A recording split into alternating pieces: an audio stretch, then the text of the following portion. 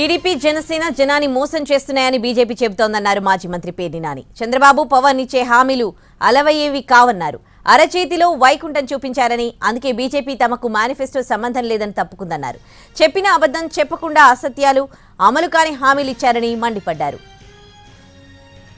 ఆంధ్ర రాష్ట్ర ప్రజలకి వాళ్ళ జీవితాలను మార్చేటువంటి గొప్ప మేనిఫెస్టో ఇస్తామని చెప్పని ఈ రోజు దాకా గొప్పలు చెప్పుకున్నటువంటి చంద్రబాబు నాయుడు, అలాగే పవన్ కళ్యాణ్, అట్లాగే భారతీయ జనతా పార్టీ ముగ్గురు కలిసి వాళ్ళ 12 దగ్గర నుంచి సాయంత్రం 1, 2, 3, 4 గంటలు గడుస్తున్నా కూడా వారి మేనిఫెస్టో బయటికి రాదు. చివరికి సరే వచ్చింది మేనిఫెస్టో ఏంటంటే 2 ఫోటోలు కాస్త 3 ఫోటోలు కాస్త 2 ఫోటోలు. అంటే ఈ కూటమి సర్కస్లో ఒకసారి చూడండి. అంటే ప్రజలకు ఏదైతే వాగ్దానం చేస్తున్నారో, హామీలు ఇస్తున్నారో, ఆ హామీలకి ముగ్గురులో ఒక ఆయన సంతకం పెట్టే పరిస్థితి లేదు. అంటే ఇక్కడే అంటే వీళ్ళిద్దరూ మోసం చేస్తున్నారని మూడో అతను చెప్తున్నాడు. నా ఫోటో ఇవ్వకండి, నా సంతకం పెట్టబాకండి ఆ మేనిఫెస్టోలో అని చెప్పని ఆ పరిస్థితులు మనం చూసాం. ఎందుకని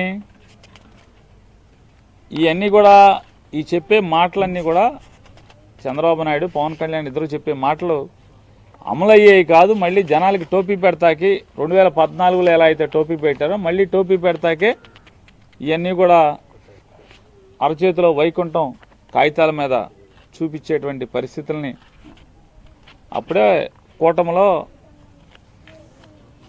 ఒక సభ్యుడు నాకు సంబంధం లేదు ఈ మేనిఫెస్టోతో అన్నాడు. సంబంధం లేదని అంటే ఈయన 1 గంటన్నర సేపు ఆడిన అబద్ధం ఆడకుండా పోసుకోలు మాటలు, అంటే జరగని మాటలు, అసత్యాలు, ఈ సొల్లు మాటల గంటన్నర సేపు మాట్లాడినటువంటి పరిస్థితులు మనం చూసాం. ఈ గంటన్నర సేపు మాట్లాడింది ఏంటంటే కనీసం 45 ఏళ్ళ ఇండస్ట్రీ, 14 ఏళ్ళ ముఖ్యమంత్రి అని చెప్పుకునేటువంటి ఈ చంద్రబాబు నాయుడు, అరే 50 ఏళ్ల కుర్రాడు 5 ఏళ్ళు ముఖ్యమంత్రి చేశాడు, అనుభవం 5 ఏళ్ల అనుభవానికి జగన్మోహన్ రెడ్డి గారు మేనిఫెస్టో ఎట్లా రిలీజ్ చేశాడు? ఇదిగో 2019లో నా మేనిఫెస్టో, ఇదిగో నాకు ప్రజలు అవకాశం ఇచ్చారు, దాంట్లో మేనిఫెస్టో మొత్తాన్ని చూపిస్తూ ఈ మేనిఫెస్టోలో ఇది అమలు చేశాను, ఇది అమలు చేశాను, ఇది అమలు చేశాను, ఇది అమలు చేశాను, ఇది చేయలేకపోయాను. 99% నేను చెప్పిన హామీల్లో 99% అమలు చేశాను, 1% చేయలేకపోయాను.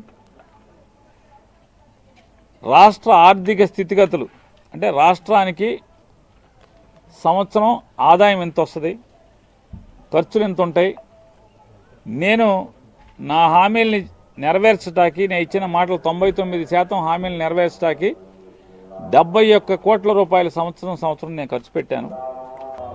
చంద్రబాబు నాయుడు గారు నిజంగా నిజాయితీ గలవాడైతే 2014లో కూడా భారతీయ జనతా పార్టీ, పవన్ కళ్యాణ్, తెలుగుదేశం పార్టీ ముగ్గురం కలిసి మేము ఒక మేనిఫెస్టో సంతకం పెట్టి ఇంటింటికి ఇచ్చాం. ఆ మేనిఫెస్టో ఇదిగో, దాంట్లో మేము ప్రజలకి ఈ హామీలు ఇచ్చాం. ఇల్లు లేని ప్రతి పేదవాడికి 3 సెంట్లు స్థలం ఇస్తామని చెప్పాం. ఎవరికన్నా ఇచ్చామా? కొన్ని ఎన్ని లక్షల మందికి ఇచ్చాం? ఇంట్లో ఆడపిల్ల పుట్టిన ప్రతి ఆడపిల్లకి 25,000 రూపాయలు ఫిక్స్డ్ డిపాజిట్ చేస్తాం. చేశామా? ఎంతమందికి చేశాం? డ్వాక్రా అక్క చెల్లెలందరూ కూడా అప్పు తీసుకున్నటువంటి 14,000 కోట్ల రూపాయలు బేషరతుగా రుణమాఫీ చేస్తామని చెప్పాం. చేశామా? చేస్తే చేశామని.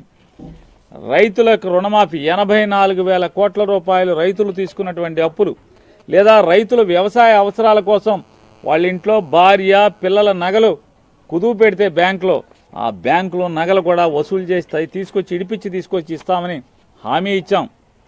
ఇదిగో ఇంతమంది రైతులకి ఇంత డబ్బు అప్పు కట్టాం.